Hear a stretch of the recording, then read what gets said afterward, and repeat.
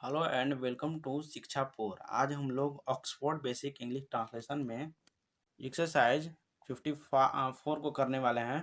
पिछली वीडियो में हम लोग पोसेसिव एडजेक्टिव को देखे थे, तो चलिए इसको एक बार और हम लोग रिमाइंड कर लेते हैं क्योंकि जब तक हम लोग का ये हम लोग को याद नहीं होगा तब तक कोई सेंटेंस नहीं बन पाएगा। तो चलिए हम लोग देखते हैं कि माई मतलब होता है मेरा, मेरी, मेरे, और मतलब होता है हमारा, हमारी, हमारे, हम लोगों का, हम लोगों की। ओके। और योर मतलब होता है तुम्हारा, तुम्हारी, तुम्हारे, आपका, आपकी, आपके, तुम लोगों का, आप लोगों का। तो हिज मतलब होता है उसका, उसकी, उसके, ये पुल्लिंग के लिए होता है। और हर के लिए उसका, उसकी, उसके, ये स्त्री के लिए होता है। तो देयर, देयर का मतलब होता है उन लोगों का, उन लोगों की और उन लोगों के। इट्स मतलब होता है इसका, इसकी, इसके, उसका, उसकी। अगर ये आपको अच्छा सा डिटेल में चाहिए तो आप पिछली वीडियो देखकर इस वीडियो में आइए। ओके। तो चलिए अब हम लोग ट्रांसलेट करते हैं एक्सरसाइज 54 को।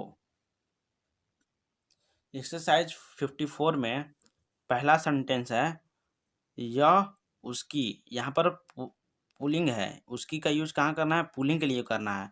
यह उसकी गाय है, तो इसको कैसे बनाएंगे? This is. क्या हो गया इसका मतलब? यह है। और उसकी, उसकी का पुलिंग में क्या होता है? यहाँ पर देख लेते हैं कि इस उसकी का पुलिंग में होता है हिज। हिज मतलब उसका, उसकी, उसके, पुलिंग के लिए। तो यहाँ पर हिज का प्रयोग करेंगे, हिज काऊ। ओके। तो क्या हो गया? यह उसकी गाय है। इसका इंग्लिश ट्रांसलेशन क्या होगा? This is his cow. Okay. आगे देखते हैं कि यह उसकी, और यहाँ पर क्या है? स्त्री के लिए है। उसकी क्या है? स्त्री के लिए है। यहाँ पर यह उसकी स्त्री के लिए गाय है। तो हम लोग उसकी स्त्री के लिए क्या हम लोग यूज करते हैं? हर। हर मतलब क्या होता है? उसका, उसकी, उसके, स्त्री के लिए। तो चलिए अब इसको ट्रांसलेट करते हैं हम लोग। तो यहाँ पर हो जाएगा यह का इंग्लिश क्या होता है? दिस। और दिस और उसके साथ इज लिख देंगे तो क्या हो जाएगा? यह है। और उसकी गाय, उसकी के क्या होता है? हर। और गाय का लिख देंगे काऊ। तो हर काऊ मतलब होता है उसकी गाय। तो क्या हो गया? यह उसकी गाय है। इसका इंग्लिश ट्रांसलेशन क्या हो जाएगा? This is her cow. Okay. I hope आप लोग हर और हिज का डिफरेंस समझ गए होंगे। अब हम लोग चलिए अगला सेंटेंस को बनाते हैं। यह उसकी स्त्री के लिए कलम है। यह उसकी कलम है, तो इसको कैसे बनाएंगे? दिस इज, दिस इज, और उसकी कलम। तो उसकी कलम के लिए यहाँ पर स्त्री के लिए यूज करना है, तो उसके के लिए हर हो जाएगा। और कलम का इंग्लिश क्या होता है? पेन। तो क्या हो जाएगा? यह उसकी कलम है। This is her pen. Okay. अगला है यह उसकी पुलिंग के लिए कलम है। तो यहाँ पर क्या हो जाएगा? दिस इज मतलब क्या हो गया? यह है उसकी। यहाँ पर पुलिंग के लिए क्या हो जाएगा? हिज हो जाएगा, हिज पेन। ओके। तो क्या हो गया? यह उसकी पुलिंग के लिए कलम है, तो दिस इज हिज पेन। अगला है यह उसका फ्रॉक है। ओके। तो यहाँ पर हो जाएगा, हम लोग जानते हैं कि फ्रॉक कौन लोग पहनती है? लड़की लोग पहनती हैं। तो यहाँ पर स्त्री जाति का बोध हो रहा है, तो इसलिए हम लोग उसके की जगह पर हर का यूज करेंगे। तो चलिए इसको ट्रांसलेट करते हैं। तो हम लोग का हो जाएगा पहला दिस, उसके बाद दिस के बाद हम लोग इज लगाएंगे है के लिए, दिस इज। उसके बाद हर, हर फ्रॉक, तो क्या हो जाएगा? उसका फ्रॉक। हर फ्रॉक का इंग्लिश होता है फ्रॉक, तो हम लोग लिख देंगे यहाँ। ओके।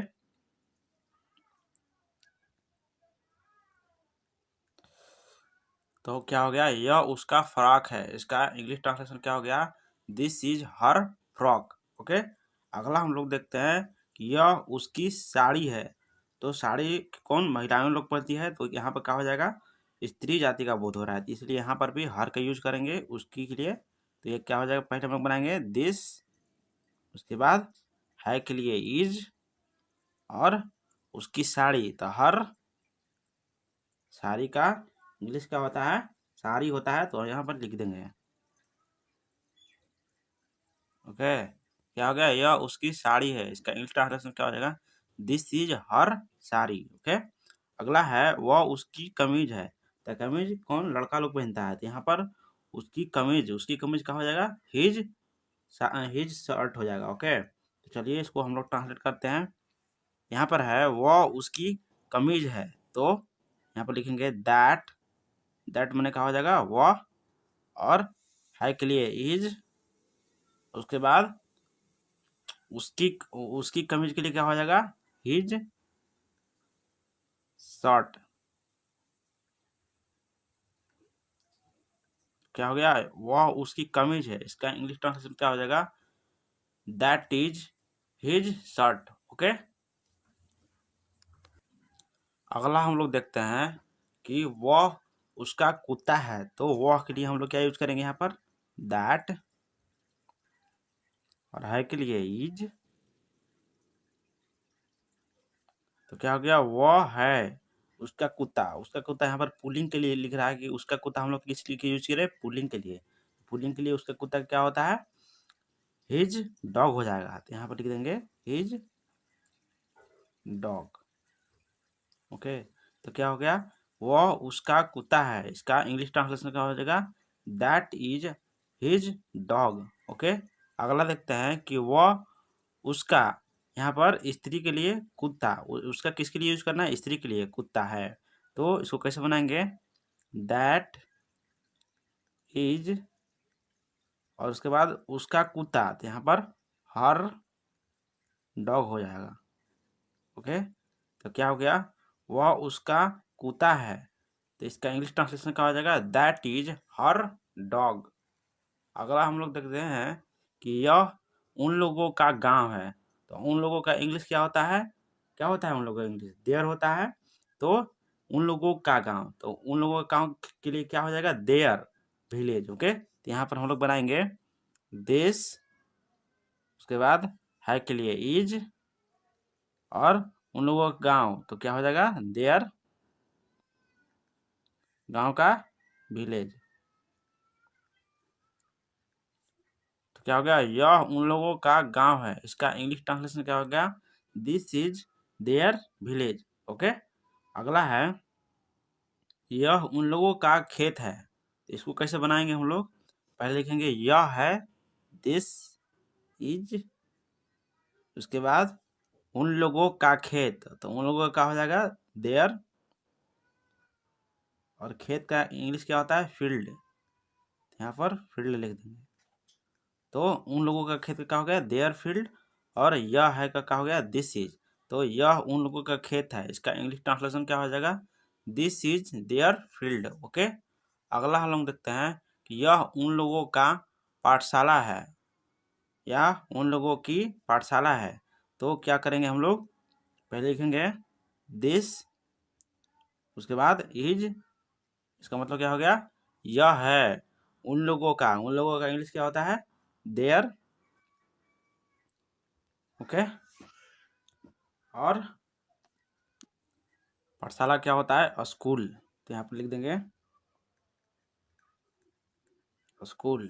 ओके, तो क्या हो गया, यह उन लोगों का पाठशाला है, इसका इंग्लिश में क्या हो जाएगा, this is their school. Okay, अगला देखते हैं कि यह उन लोगों का गांव है, तो इसको कैसे बनाएंगे, दिस इज, तो क्या हो गया, यह है, और बना अब बचा क्या हम लोग का, उन लोगों का गांव, उन लोगों का क्या होता है, देयर, और गांव का इंग्लिश क्या होता है, विलेज। तो क्या हो गया, यह उन लोगों का गांव है, इसका इंग्लिश ट्रांसलेशन क्या हो जाएगा, दिस इज देयर विलेज। अगला है यह इसकी पूछ है, तो इसकी कैसे बनाएंगे हम लोग, तो पहले बनाएंगे यह है, दिस इज, और इसकी के लिए हम लोग क्या यूज करते हैं, इट्स यूज करते हैं। ओके, यहाँ पर है इट्स मतलब क्या होता है, इसका, इसकी, इसके, उसकी, और उसकी, उसका, उसकी, तो किसके, नपुंसक के लिए हम लोग यूज करते हैं। यहाँ पर चलिए इसकी पूछ का क्या हो जाएगा, इट्स, और पूछ का इंग्लिश क्या होता है, टेल, तो हो गया यह उसकी पूछ है, इसका इंग्लिश ट्रांसलेशन क्या हो गया, this is its tail. Okay, अगला देखते हैं कि यह इसकी टांग है, तो चलिए इसको बनाते हैं। पहले बनाएंगे यह है, दिस इज, उसके बाद क्या हो जाएगा, इसकी टांग। इसकी टांग का इंग्लिश क्या होगा, इट्स मतलब हो जाएगा इसकी, और लेग मतलब हो जाएगा टांग। तो क्या हो गया, इसकी टांग का इंग्लिश इट्स लेग, तो यह उसकी टांग है, इसका इंग्लिश ट्रांसलेशन क्या हो जाएगा, this is it's leg. Okay, अगला देखते हैं कि यह इसकी नाक है। तो इसको कैसे बनाएंगे, पहले बनाएंगे दिस इज, उसके बाद इसकी नाक, इसकी नाक का क्या होगा, it's nose. Okay, I hope यह वीडियो आपको समझ में आया होगा।